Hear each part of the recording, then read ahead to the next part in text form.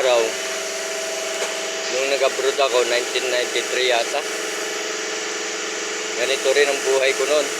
Ang hirap kaya. Kaya lang, marami akong natutunan. Kaya ngayon, ito, nangyari.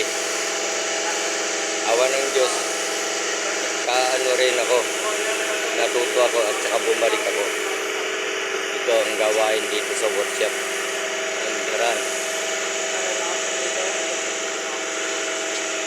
Pilipino. Ito sa computer naman, pero hindi. Tingnan ko. Ito, dito. Kaya minsan, kayo mga mekaniko, nag-iigian yung mabuti.